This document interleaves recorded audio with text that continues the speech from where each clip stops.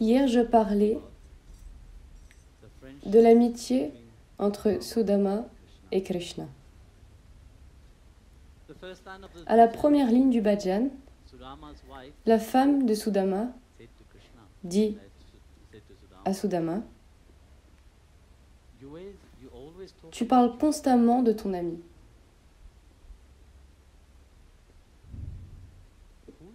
Qui est cet ami dont tu parles tant? Vous voyez,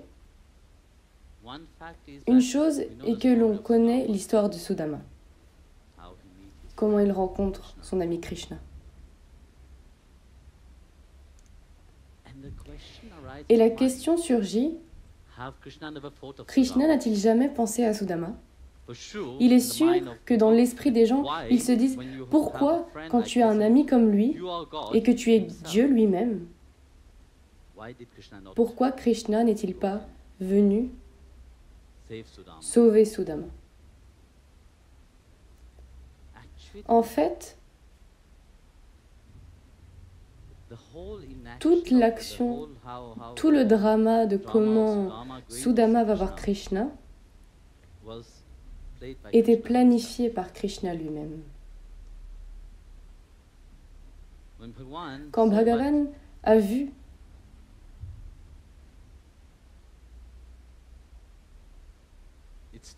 qu'il était temps de délivrer Sudama, comme je vous racontais l'histoire, la plupart d'entre vous connaissent l'histoire du riz soufflé qui était maudit. Et sachant ça, Sudama, de bon cœur, se dit, il est Lakshmipati, comment peut-il être pauvre dans le monde? Il est le Seigneur de l'univers, il ne peut pas vivre dans la pauvreté et la misère. Alors, il a volontairement sacrifié sa propre vie pour sauver Krishna. Bhagavan n'a jamais oublié cela en réalité, vous voyez. Alors Bhagavan, lorsqu'il était temps que cette malédiction soit levée, il est venu déguisé en tant que Brahman. Alors il est allé au kutir de Sudama, dans sa petite maison, et il a demandé l'aumône. S'il te plaît, donne-moi quelque chose. Car quand un brahman vient chez vous, vous devez lui donner quelque chose en guise d'aumône. Alors la femme de Sudama est arrivée et a dit, non, nous ne pouvons pas te donner, car nous sommes en atyut.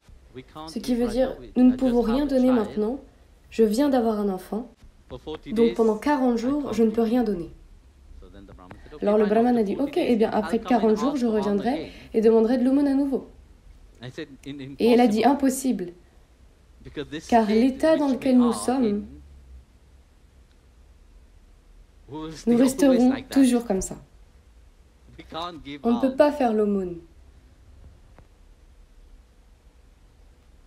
Alors Bhagavan s'est dit, mais comment ton mari a un ami cher, il parle constamment de son ami qui lui est cher, mais il ne mentionne jamais qui est cet ami qui lui est cher. Alors Bhagavan est revenu de nouveau déguisé en tant que Brahman pour dire, cet ami, je me souviens. En fait, il s'agit du seigneur de Dwarka. Le roi de Dwarka est son meilleur ami parce qu'ils ont étudié ensemble à l'ashram de Sandipani. Et la femme a dit, mais il ne m'a jamais rien dit. Comment pourrais-je en parler? Alors ce soir-là, alors que Sudama était là, assis, sa femme s'est assise et a dit, j'ai entendu quelque chose aujourd'hui. Entendre, c'est vraiment important. C'est la première chose qui vous transforme, soit de manière positive ou négative. Entendre, Shravana.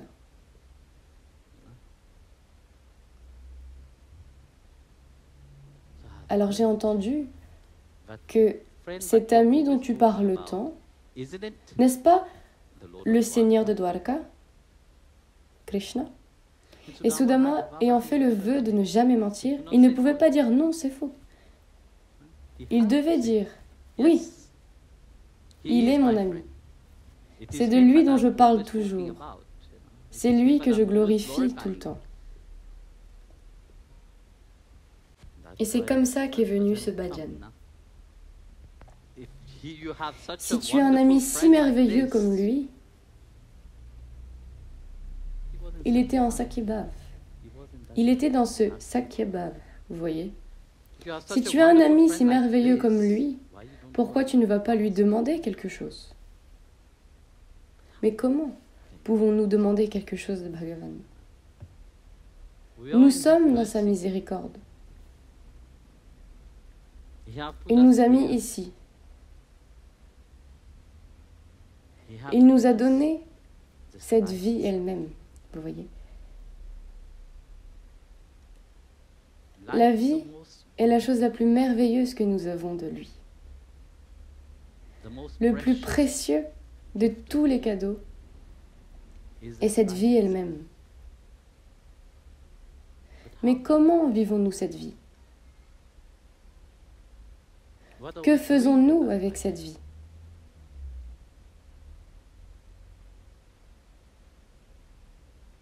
Aimons-nous nous-mêmes?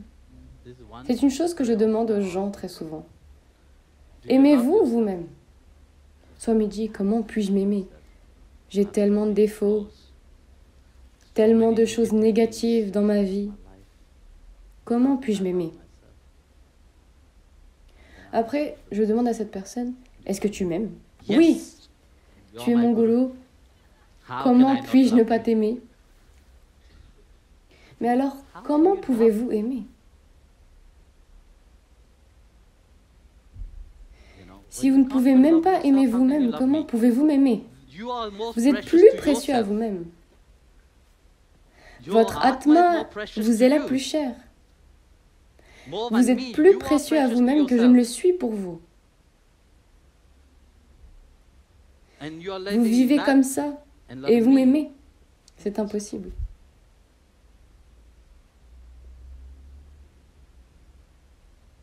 Cette appréciation doit être là d'abord. Tout le monde a des défauts. Citez-moi une personne dans ce monde qui n'a pas de défauts. Citez-moi quelqu'un qui n'a pas fait d'erreur dans sa vie. Tout le monde a des défauts. Tout le monde fait des erreurs. Et parfois, vous devez aller au-dessus de cela pour que l'on puisse se regarder nous-mêmes. Vous savez, les autres diront que c'est très égoïste. Mais quand nous regardons, si vous n'avez pas quelque chose, vous ne pouvez pas le donner. Si vous n'avez pas cet amour en vous, d'abord, par l'appréciation de cette vie elle-même, comment pouvez-vous aimer quelqu'un d'autre? C'est pourquoi vous voyez, l'état d'esprit des gens ressemble beaucoup à un singe qui saute de branche en branche, essayant de trouver le bonheur et essayant de trouver l'amour. Mais quand nous regardons le mental des gens, c'est comme ça. Ils sont dans un état si agité.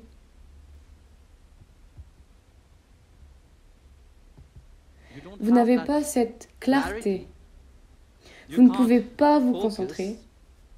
Vous ne pouvez pas garder cette stabilité. Vous ne pouvez pas vous concentrer sur ce que vous voulez vraiment. Vous continuez de sauter. Vous ne pouvez pas vous asseoir 2 minutes silencieusement. Vous ne pouvez pas vous asseoir 2 minutes sans penser. Vous êtes constamment dans l'agitation.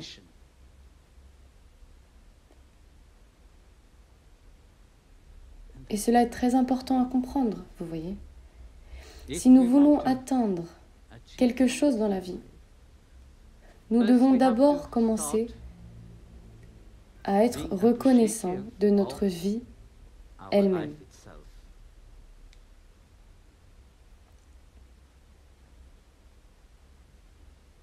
Car si nous ne sommes pas reconnaissants de notre vie, nous ne serons jamais reconnaissants de rien de ce que Dieu nous offre.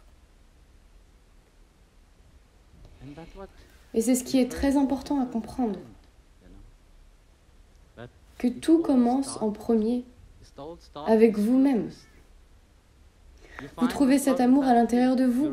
Vous reconnaissez que cet amour a été donné par Bhagavan lui-même. Cette vie vous a été donnée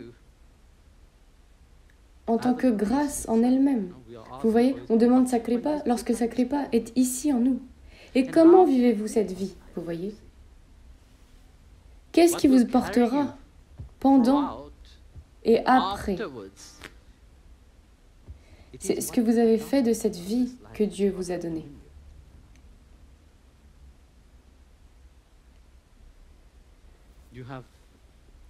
Avez-vous fait de cette vie un panier rempli de fleurs d'amour? C'est ce qui vous aidera après. Ou vous l'avez rempli de plaisir, de toutes vos qualités négatives, de toutes les choses qui vous tirent vers le bas, car seulement l'amour peut vraiment vous libérer. Tout commence par cet amour envers soi et l'amour que vous pouvez distribuer à l'extérieur. C'est ce qui vous fera dépasser l'océan de samsara. C'est ce qui vous fera vraiment... Ce n'est pas les mauvaises choses que vous avez faites, c'est seulement les bonnes choses que vous avez faites. Combien d'amour vous avez? Combien vous avez transformé en amour? Et pour ça, nous n'avons pas besoin d'en faire beaucoup. Vous savez, c'est ce que le gourou continue de vous rappeler. Continuez d'aimer. Continuez de vous transformer. Continuez de changer. Mais vous faites l'opposé. Car c'est très facile.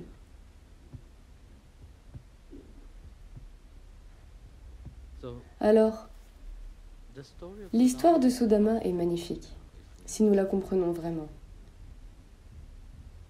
Si nous voyons vraiment qu'il est cette personne qui ne courait pas après sa vanité, après la flatterie de son ego. Parce que vous voyez, quand on dit on est sur le chemin spirituel, mais très souvent, nous voyons que ce que nous apprécions, c'est que notre ego soit vu, que notre ego soit entendu. Et notre vanité est tellement sans aucune mesure. Et quand cela est glorifié et que cela est loué, waouh, nous nous sentons satisfaits. Mais ça ne vous mène nulle part. Quand l'ego est loué, c'est pour une durée très courte seulement. Vous n'aurez jamais cette profonde satisfaction en vous. C'est comme devant un public, très souvent, vous verrez, oh, vous voyez, beaucoup de grands discours. Je ferai ci, je ferai ça. Je donnerai des centaines de milliers pour ce projet. Et devant tout le monde, oui, oui, bravo. Et tout le monde applaudit. Mais au moment où il faut donner, vous verrez, sur la 5e page, Breaking News, Flash Info, cela devrait être mis au devant, sur la première page, non? Eh bien, c'est sur la 5e page. Cette personne a donné seulement, et il ne mentionne pas le prix qu'elle a donné. Parce que les gens courent après cela, vous voyez. La glorification extérieure. Tout le monde veut être entendu. Ils crieront fort. Celui qui crie le plus fort et pense que tout le monde écoute. Mais ils crient leur propre insécurité.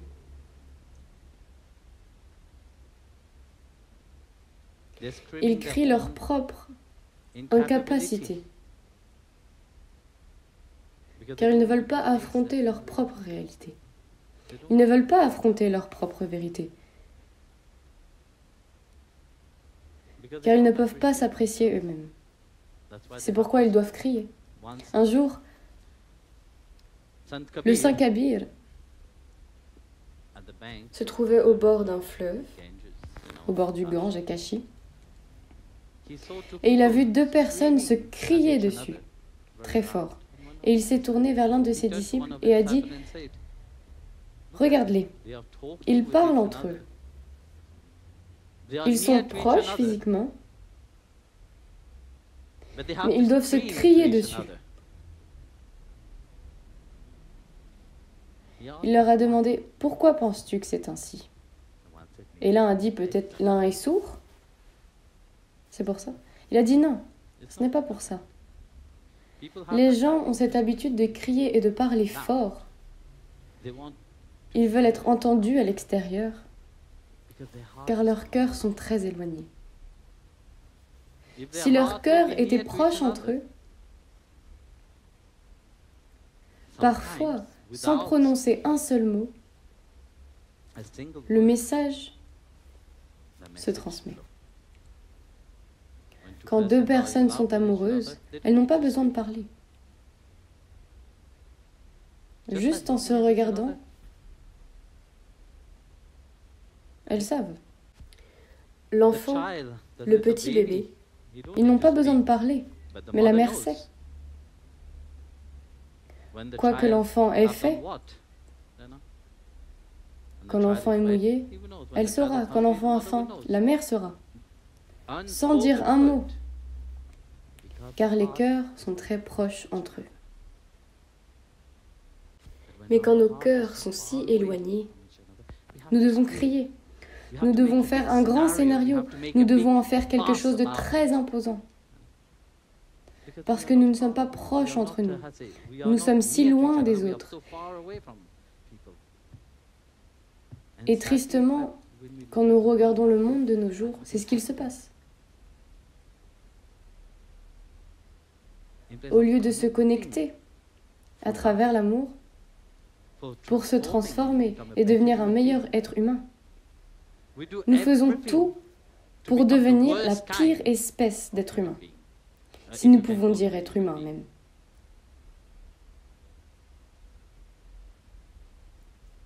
Et c'est le moment de se regarder soi-même, vous voyez. C'est le moment de vraiment, pour une fois, dites à vous-même, ce n'est pas important comme je suis.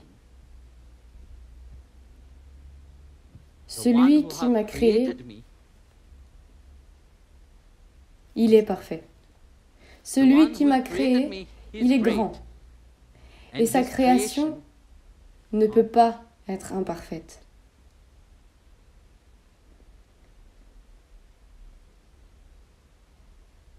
Et c'est ce que vous devez commencer à voir à l'intérieur de vous. Et c'est seulement à travers l'amour que vous serez capable de vous reconnecter à lui. C'est seulement à travers l'amour que vous pouvez réaliser tout ce que vous avez à l'intérieur de vous. Et c'est ce à quoi aspire Bhagavan. C'est à travers l'amour qu'il est allé voir Sudama et qu'il a rappelé à la femme de Sudama que c'est le moment maintenant de changer ton destin. C'est à travers l'amour qu'il a rappelé à chacun d'entre nous que nous lui appartenons.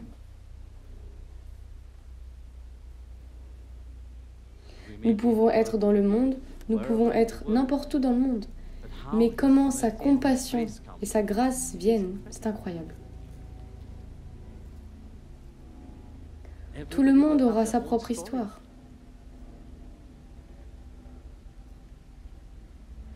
Et c'est la beauté de cette vie que Bhagavan vous a donnée. Et plus vite vous réaliserez cela, car vous voyez, la vie est très courte. La durée de la vie est très courte. Même si nous pensons que oui, nous avons une centaine d'années à vivre, c'est très long. Vous ne pouvez pas en être si sûr. Vous ne pouvez pas être si sûr de ce que sera demain. Je vais vous raconter une histoire. Quand j'avais 15 ans, j'ai rencontré ce couple au Kenya. Et au moment où elle m'a vue, elle a dit « Je sens que tu es mon fils ». Et j'avais le même ressenti. J'ai dit, ok, bien, spirituellement, tu es ma mère aussi. C'est ainsi que notre relation s'est développée, vous voyez. Et bien sûr, ils avaient tout dans leur vie. Ils avaient de grands projets. Vous voyez, quand j'étais à Bali, en fait, depuis des mois, ils planifiaient de me faire une surprise à Bali. Et je ne savais pas. Vraiment, vous voyez. Mais quelque chose est arrivé. Au fil du temps, 3 semaines plus tôt, il y a même un mois maintenant déjà, elle ne se sentait pas bien depuis une semaine. Et un jour, elle a juste toussé dans la nuit. Vous voyez, à 10 heures, il se préparait pour aller dormir. Elle a simplement toussé, a vomi, est tombée sur le lit. En 30 secondes, elle était partie. Nous avons des plans, alors qu'on ne sait même pas ce que sera demain. D'un seul coup, tout peut arriver.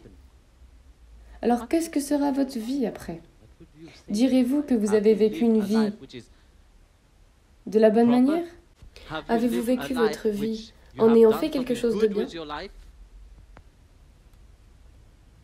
Comment vous confronterez-vous à vous-même? Alors, il ne s'agit pas de « oui, plus tard je le ferai ». C'est maintenant, quand Bhagavan est venu dans votre vie, vous voyez. Il est venu pour vous rappeler de la beauté de ce que vous portez à l'intérieur de vous. Et la manière d'atteindre cette beauté, c'est seulement par l'amour. Et tant que vous avez du temps, vivez de cette manière aimante. Jai Gurudev.